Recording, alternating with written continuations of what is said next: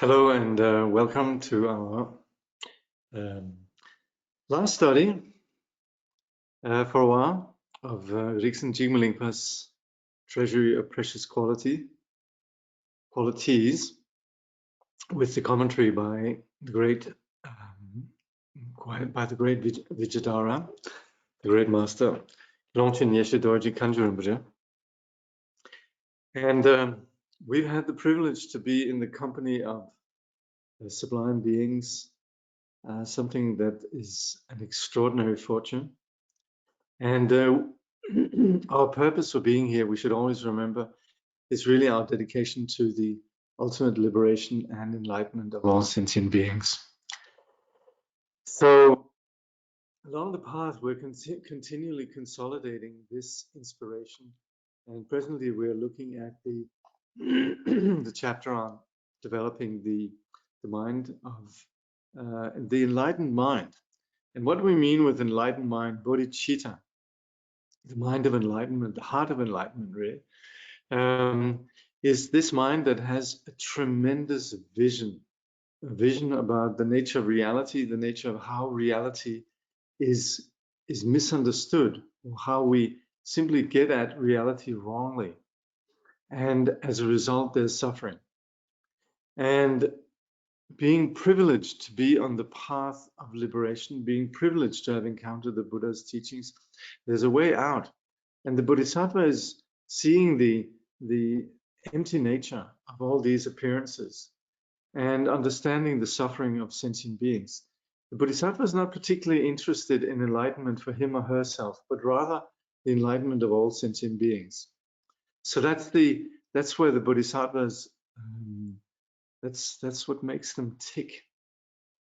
So this is the quintessential sort of attitude of the Bodhisattva, this bodhicitta. So we're looking at the 8th chapter, and we begin with then invoking the presence of Omniscient Jigme Lingpa, the wisdom body of Omniscient Jigme Lingpa, the source of love and compassion for all beings, who knows all that is knowable, emanation of Longchenpa, heir to a treasury of mind talents, sky-like yogin of the vast expanse of luminosity.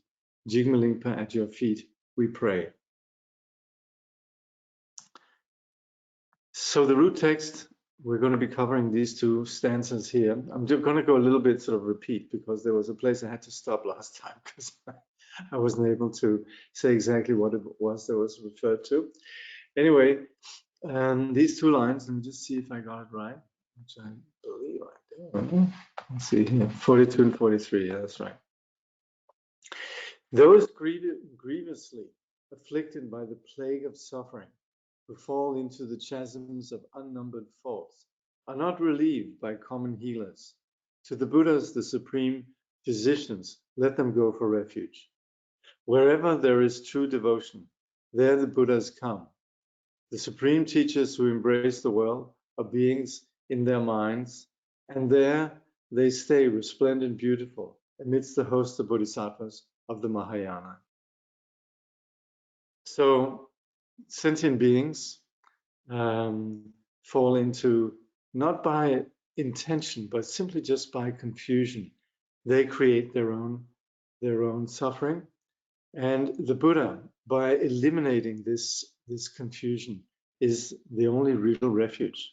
There's a lot of temporary refuges, but they only really serve, you can say, it's really just patchwork. But to get right down to the real core of where suffering comes from requires someone that can guide us to perfect absence of confusion.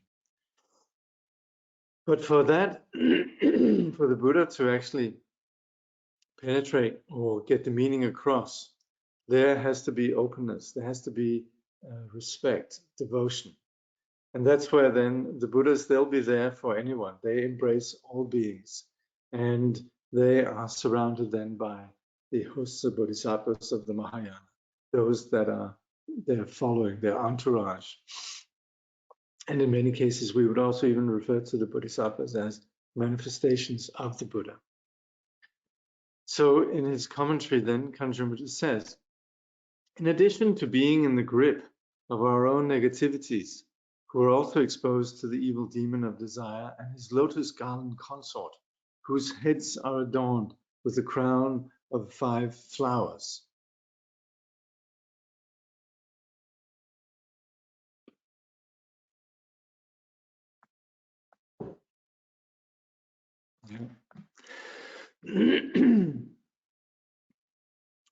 When they throw these flowers at those who labor on the path of liberation, they are like soft but penetrating darts and are the source of every obstacle.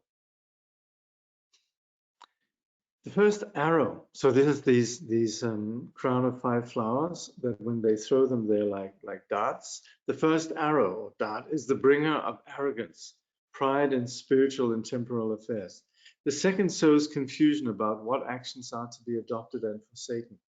The third leads one astray with wrong views. The fourth induces forgetfulness and saps the strength of awareness. And the fifth brings distraction through the 8 worldly concerns. These demons shoot their arrows at spiritual practitioners, aiming at whichever emotion is the most developed, aggravating it so that it grows exceedingly strong. Would-be practitioners are thus overwhelmed and fall into the abyss of countless faults, from which it is difficult to escape. Thus they remain cut off from liberation and the higher realms. Such people are like chronic invalids, tormented by every kind of sickness, the result of the 6 emotions and their 20 subsidiaries. So this actually falls under what we call the 51 mental events, and I just looked them up, and they are the 6 root afflictions. We might as well just go over them here. They're always good to be reminded of. Attachment, a state of longing for something and the will to possess it. It is a state of delusion in that it arises in relation to objects that only seem to be a source of satisfaction and enjoyment. It is the basis of discontent, and in contrast with love and compassion, which are concerned exclusively with the welfare of others, it is self-centered and geared to the subject's own satisfaction. Technically speaking, attachment also includes the mind's clinging to the 5 impure aggregates, meaning the 5 skandhas, as they occur in the 3 realms of existence. 3 realms of samsara. That's attachment. Anger, control, a deluded state arising in relation to objects that appear unpleasant. It is a state of resentment, of being unable to tolerate something or someone, and the wish to remove or damage the source of irritation in some way.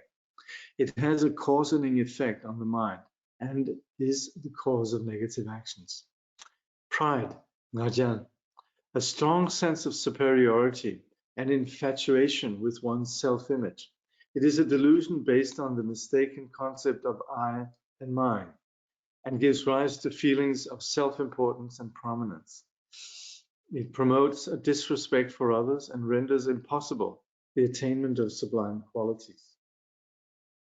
Ignorance, Marikpa, a state of not knowing, which arises when the mind lacks clarity with regards to the nature of things, such as the law of karma, the 4 truths, the 3 jewels, and so forth.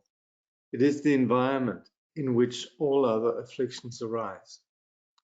Defiled views, Tawa Nyunmongchen, false opinions entertained in ignorance, for example, the true status of the ego and the foundation of all negative mental states.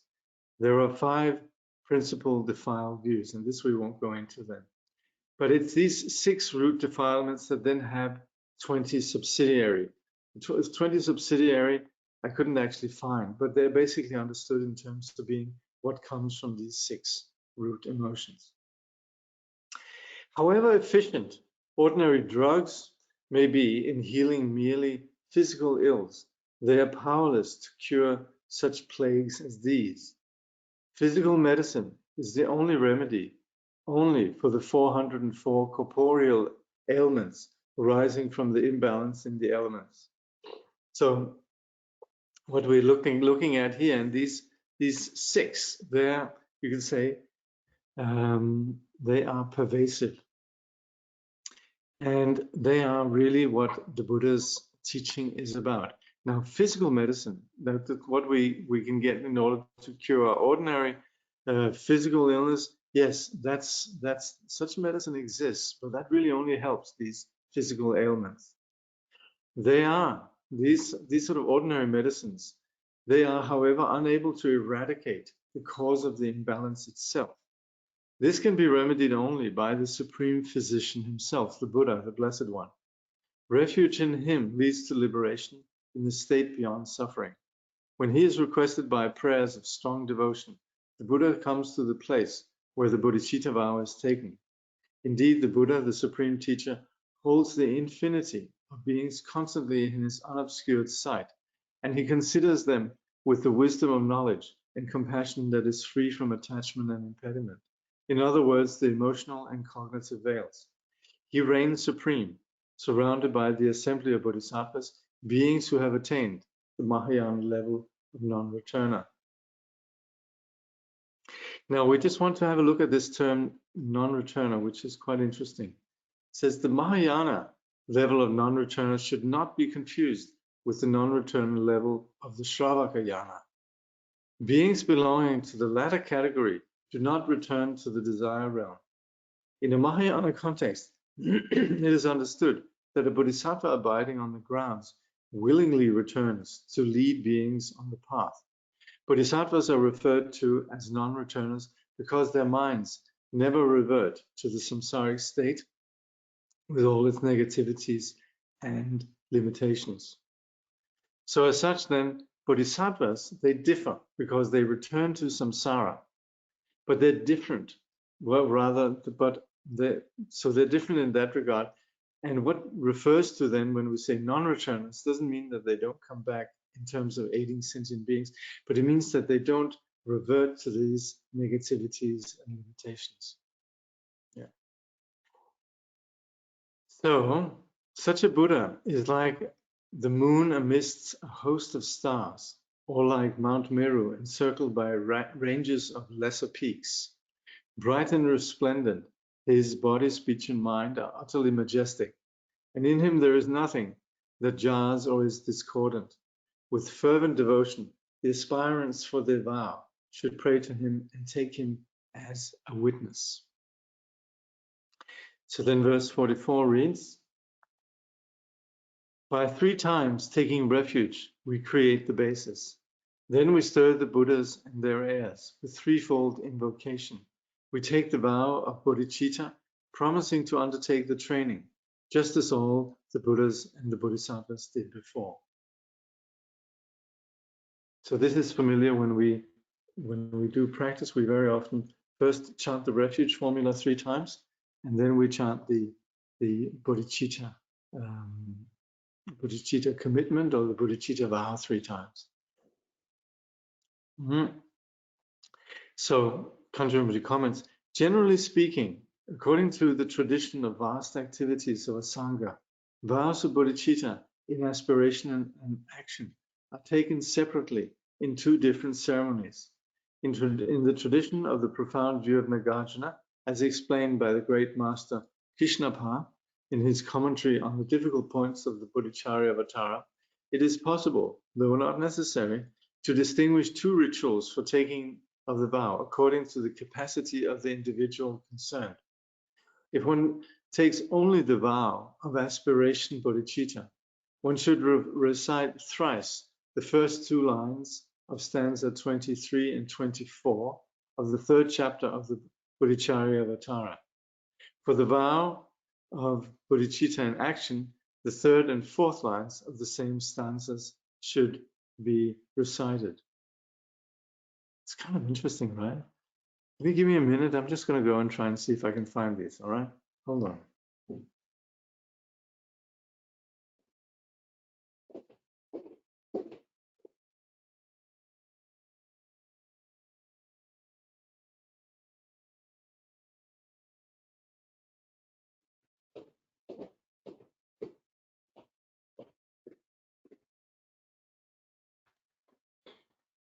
Luckily, there's a well-assorted Buddhist library where I am.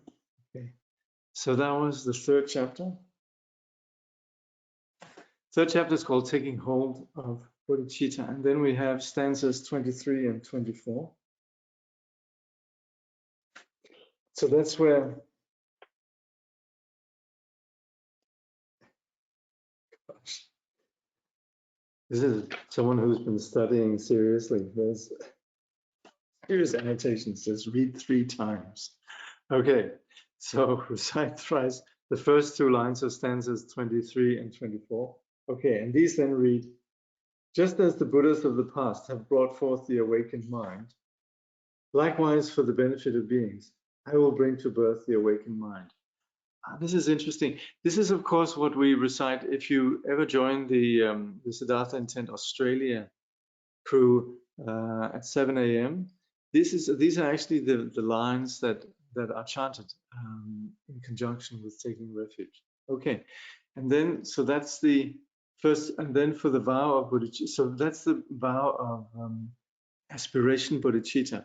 So for the vow of bodhicitta in action, the 3rd and 4th lines of the same stanzas which should be recited.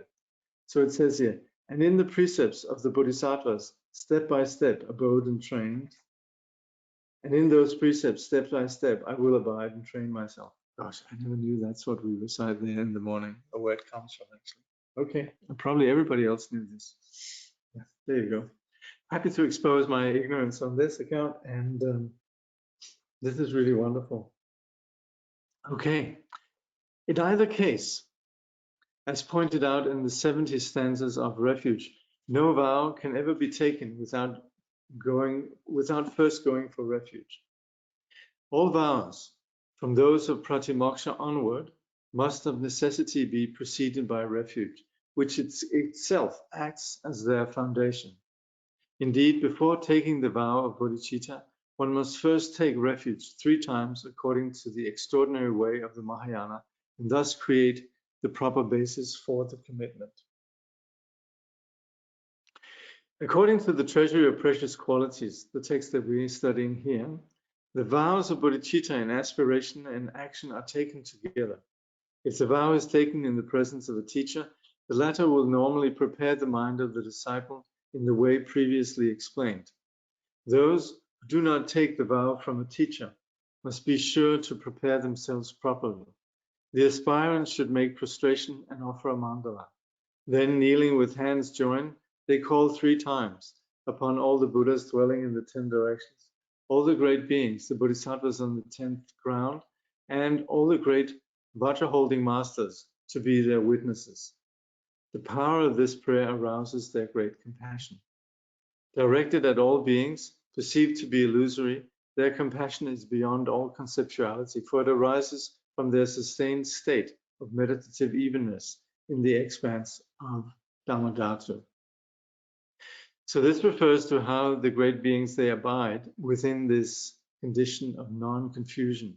We say the sustained state of meditative evenness in the expanse of Dhammadhatu doesn't mean that they're somewhere else, but it just means that they're perfectly awake within the nature of our reality. So that's where this meditative state is not like they're in some zone. It's actually that they're no longer in a zone. Samsara is a zone. The Dhammadhatu is freedom from being in the zone. It's the freedom from conceptual constructs, and it's there that all the awakened ones abide.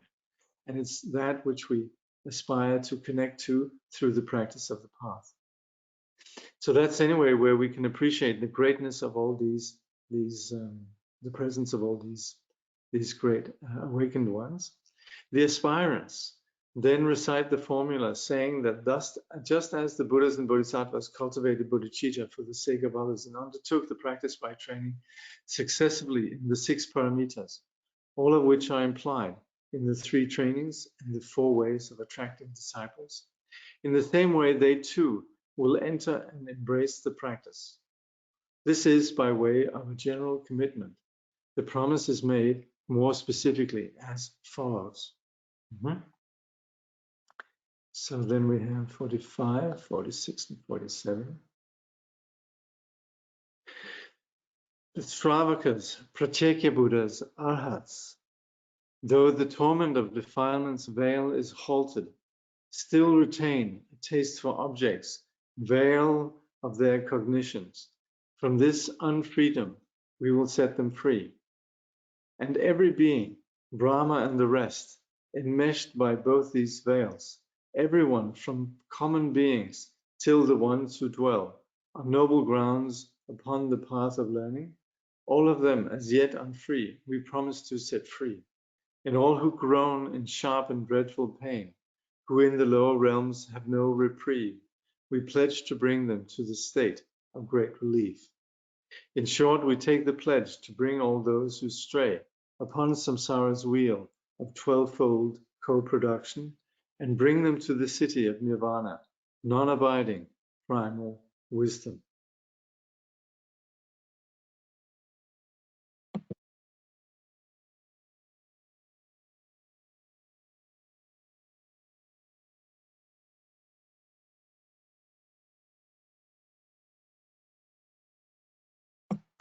So Kangyur Rinpoche comments, Shravakas, Pratyeka Buddhas and Arhats have, through the realization of the absence of personal self, put an end to the torment caused by the emotional obscurations that obstruct liberation. But the cognitive obscurations that veil omniscience remain for them, for their realization is incomplete and has not penetrated to the no-self of phenomena. This is why they are said to retain a taste for objects. All right? So this is where the what we refer to as Hinayana. And this again, this is really, particularly in the modern context, it's rather helpful to see this in terms of a doctrinal classification. We could quite simply say it's in terms of a personal journey towards enlightenment is where we begin. And as such, we needn't begin to point our fingers at other traditions and say, oh, they abide by this or that sort of creed or doctrine. It's simply just that there's a lesser understanding. The Mahayana is a vast scope, but we should understand Mahayana in terms of a place that we gradually graduate to. And the Hinayana is where we start. And that's why we would then say that at the beginning there is an understanding of no self. We can understand that, permanent, unitary, unchanging, something that we call a self. This we can understand not on the basis of faith, but on the basis of our own inquiry and analysis. But that's where that as much as this liberates us from ordinary suffering, then true omniscience and true understanding of phenomena only come when we apply this analysis thoroughly, both to the self of person, but also to the self of phenomena. And that's where we arrive at then what we call complete understanding of shunyata. So that's what defines the vision of the Mahayana. But those that haven't gone that far, they then retain this taste for objects. So Kangyur Rinpoche continues, in other words, they discriminate between samsara and nirvana, avoiding the one and preferring the other, and are unable to counteract and eradicate such clinging. Would-be bodhisattvas therefore reflect that they will also liberate the arhats, shravakas, and pratyeka Buddhas from the cognitive obscurations that still confine them. See, bodhisattvas do not prefer nirvana over samsara. They abide in what we call the non-abiding awakening. And as such, they have they don't belong to samsara. They're not conditioned by confusion. And they don't have this sort of hankering for a personal peace of just a cessation of suffering that is referred to as nirvana. So as such then, they're beyond really what drives the core cause of suffering, which is this belief in a subtle reality. And that's where for the bodhisattvas, those who are on the path but still maintain this cognitive obscuration, they are objects of compassion. The bodhisattvas then, as it says here, they consider too that they will liberate all beings, beginning with those on the most ordinary level, completely enmeshed in the two kinds of obscurations and so on, up to the beings dwelling on the 10 sublime grounds of the path of learning, who are thus still not free from all obscurations. This includes all those who are outside the Dharma, even the God Brahma himself, who adhere to false views who do not subscribe to any tenets at all, finally reflect that they will liberate all the beings in the lower realms, tormented by ceaseless and unbearable sufferings. They will relieve them utterly, temporarily speaking in the higher realms of samsara, and ultimate on the level of supreme liberation. So when we talk about what is the objective of the Bodhisattva and the objective of the Dharma, perhaps even we would say it is the temporary benefit of happiness and the ultimate benefit of liberation. So the temporary condition of happiness is being reborn in the higher realms.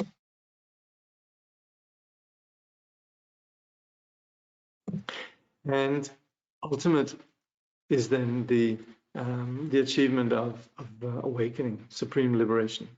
In short, aspiring bodhisattvas promise from the core of their being to bring all beings to the great citadel of nirvana. Now here nirvana is then what we call the greater nirvana.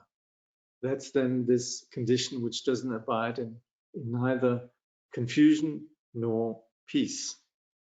So that's the primordial wisdom that transcends the two extremes of existence and peace. And in this context, all beings means everything that possesses animate life. This includes ordinary beings who, trapped by their karma in the ever-grinding mill wheel of the 12 interdependent links, have a direct experience of suffering. So again, these 12 links are there, what you can see when you see the wheel of existence, where we see these 12 links that are essentially the cause of our situation in samsara. So beings who are trapped in that, the bodhisattvas aspire that they may have that they may be free from the suffering they are undergoing. And again, this bodhicitta, it embraces even the bodhisattvas on the 10th ground, who, although they no longer wander in samsara through the effect of karma, have not yet dissolved in the ultimate expanse their perception of mere appearance. So see if we can see what that is. Nina, basically it means the perception of duality. A perception that implies not clinging to external phenomena and the perceiving mind as really existent, but a continued tendency to experience these two poles as separate, the one observing the other. So this is the subtle quality of duality, Nina.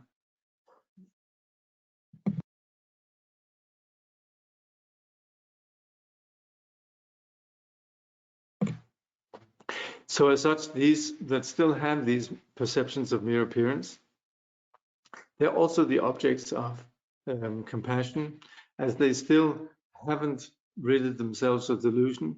And it says here, the result of habitual tendencies with regards to phenomena arising through interdependence.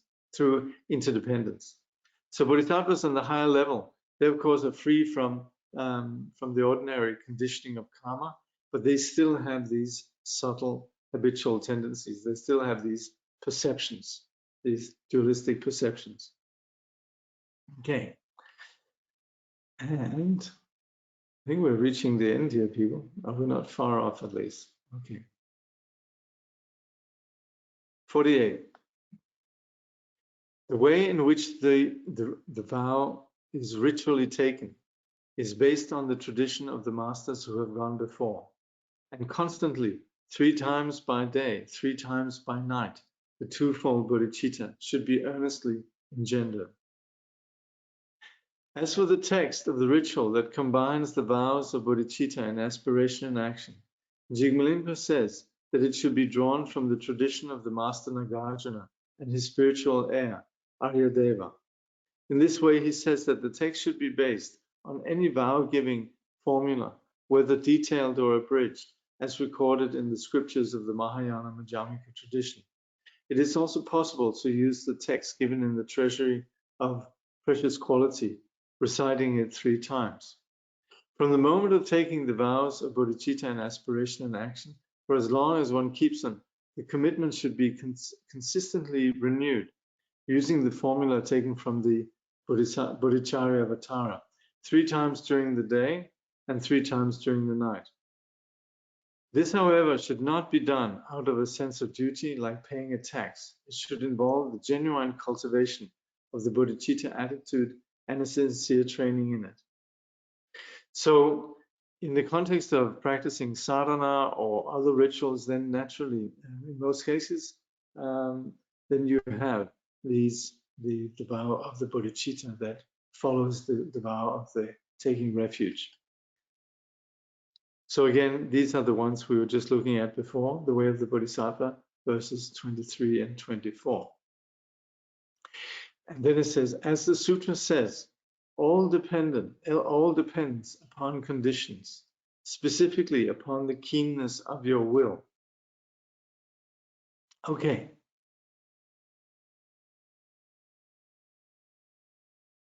This is like we also have from Dharmakirti, where he says, since all phenomena are dependently arisen, they abide on the pinpoint of attitude. So yes, that's the pinpoint of attitude, the keenness of your will. So this has been what we continually keep in mind, and we also can express this during, as it says here, 3 times during the day and 3 times during the night. 49. All depends on concentrated yearning. At the prayer's first recitation, aspiration bodhicitta is received. With the second recitation, active bodhicitta is received. With the third, the two are taken firmly both together. Thus, Sagaramega's unsurpassed instruction. So see here, it's cloud-like ocean. Or ocean-like cloud, Sagaramega.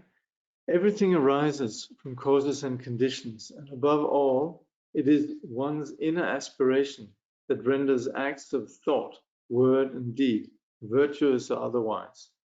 In this particular circumstance, when the vows of the 2 bodhicittas are pronounced together thrice, at the first recitation, the vow of aspiration is firmly taken. At the second recitation, the vow of bodhicitta and action is taken. And with the third recitation, the vows of the 2 bodhicittas, aspiration and action, are taken in unison. This explanation reflects the unsurpassable teaching of the master Sagaramega. And then we come to the conclusion of the ritual, the uplifting of one's own and others' minds. So stanzas 50 and 51. Till now, no need to speak of others' good. Not even for our own sake did such thoughts come, even in our dreams. This precious, sublime state of mind is new to us, from which our lives derive their priceless worth. Just as a prince who wanders from his royal state assumes the noble place accruing from his father's line, so too the one who now becomes the Buddha's child receives the crowning emblem of the Bodhisattva's name. So in the course of our previous lives, when we occupied the position of fathers or mothers, when we were exalted sages or even Brahma, we failed to consider our own true benefit, still less that of other beings. So that's the thing, that we've not even been particularly skilled at securing our own happiness. So forget about us even thinking about securing the happiness of others. Okay. Shall we have a look at what it says in now that we have the book here? Okay.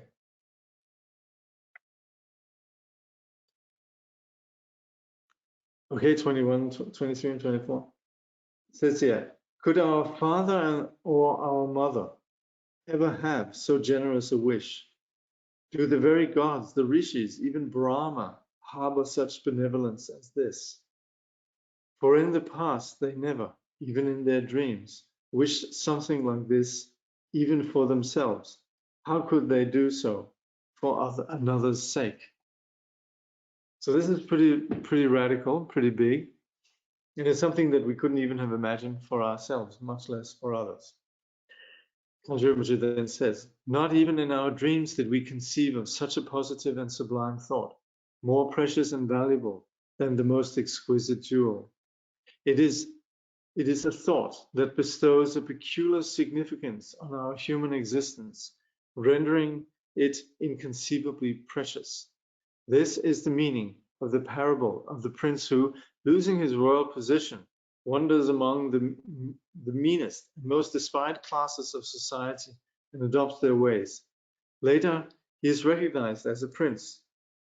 When he is recognized as a prince, he immediately assumes the royal status of his father's house. In just the same way, having recognized the nature of one's mind as being the Dharmakaya of the Dharmakaya lineage, in other words, that it is the seat of the Tathagatas, and having embarked upon the practices that lead to the activities of Buddhahood, one becomes instantaneously the child of the Buddhas. One is crowned and receives the title of Bodhisattva and is fit to reign in the kingdom of the Mahayana. So there's this famous story that I think comes from the Samadhi Raj Sutra about a prince who somehow loses his way, has amnesia or something, and wanders around and is completely, you could say, lost. And then he comes back to his father's estate, and as soon as he comes back, then there's different stories about this. Sometimes it's said that he comes back and his father recognizes him, but because he has amnesia, he doesn't believe that he's actually heir to either this estate or this kingdom.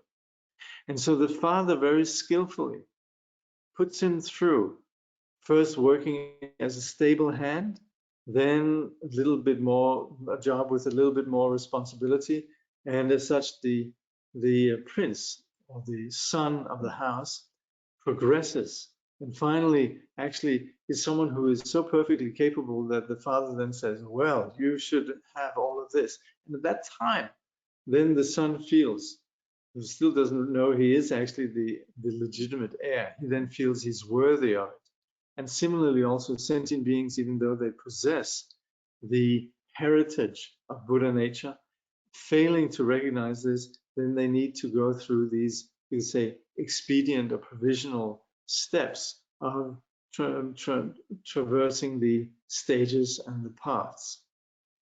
So that's where then on the basis of then taking this vow, so this is a little bit different because it's on the basis of taking this vow then that somebody who has this destiny, who has this, you could say, heritage, lineage, and so forth, and with this we mean Buddha nature, then by taking this vow, they're actually assuming their position in terms of what they truly are.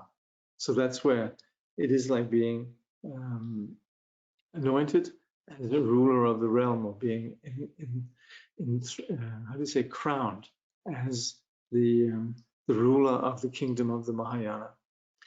So 52.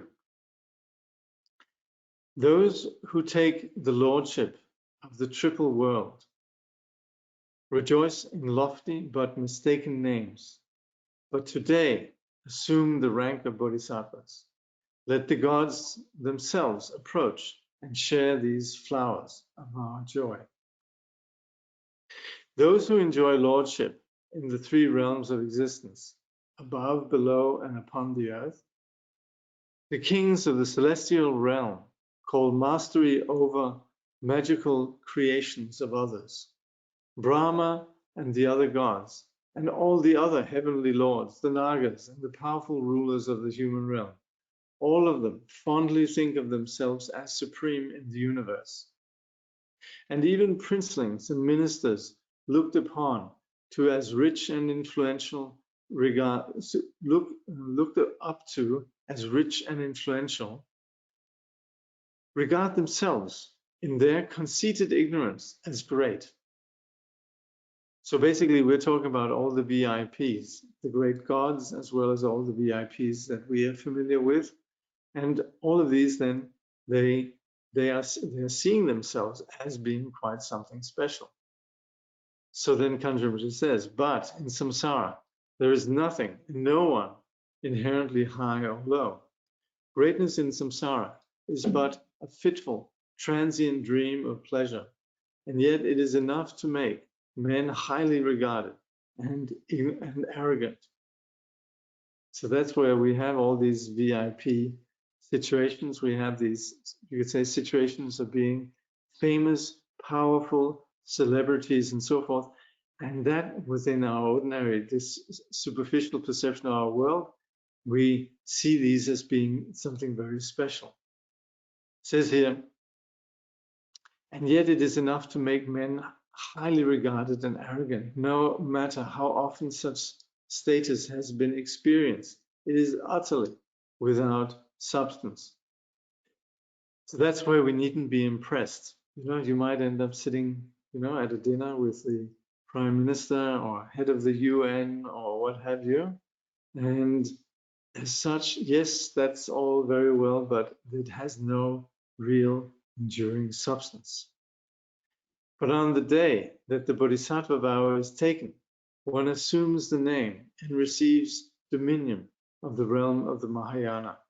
One becomes the protector of beings. Thus one can invite every being to a banquet of happiness and fulfill them totally. Such is one's altruism that it never forgets or fails to bring them benefit. It is in this spirit that one can uplift the minds of others, calling upon them, even the gods and the non-human beings, to come and share in this flower garland of happiness. Yeah, we're the Bodhisattva, chapter 334. Okay. And so, just as it. And so today, within the sight of all protectors, I summon beings, calling them to Buddhahood. Until that state is reached, to every earthly joy, may gods and demigods and all the rest rejoice. So beautiful. Okay. 53. Looks like we're heading towards the end here. Bodhisattvas are unfailing wellsprings of immortal nectar, whereby the Lord of Death is utterly destroyed. They are the gems that cancel penury, the balm that soothes all ills, the resting place for those who tread samsara's weary paths. From this day forward, we will be the sustenance of wanderers. So here we are connecting with what we could refer to as deathlessness.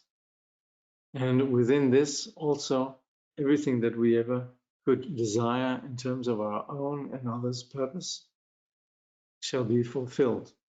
So this lies within this change of attitude. From now on, we are serving sentient beings, and as one says, it's on the seat of others that one achieves happiness. Meaning it's in the service of others that one's own happiness is secured.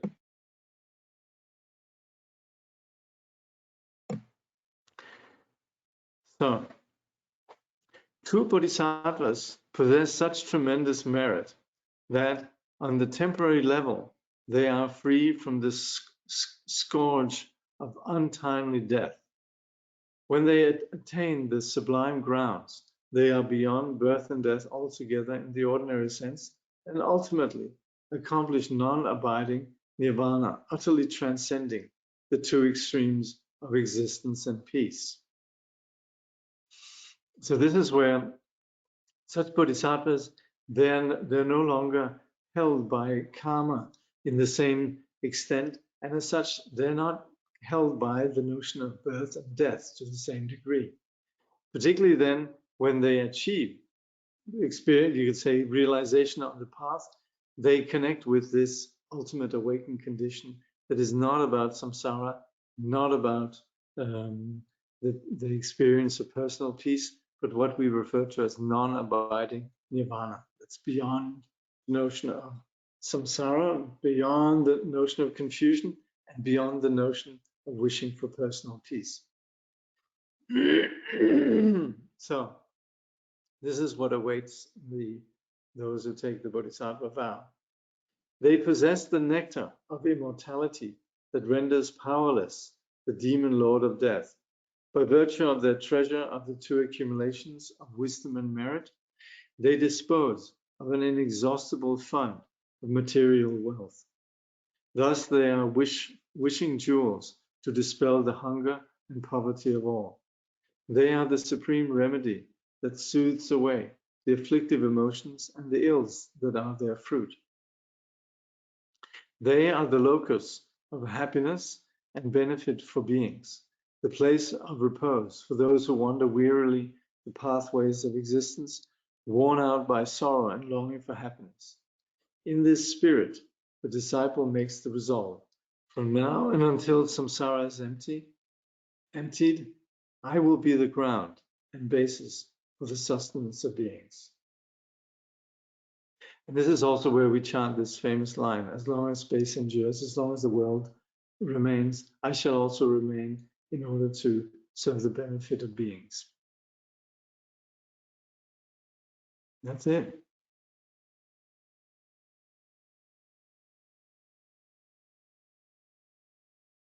Yeah. Well, I keep mentioning this is our last session because actually it'll be the last one for a while.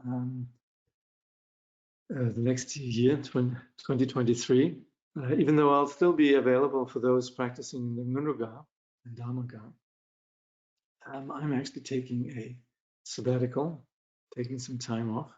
So, so we shan't see each other for a while, but I intend to, when I come back, then continue with this study the way the Treasury of Precious Qualities. And that's where we'll then continue our study with chapter 9. So that's the plan, if we're all still here.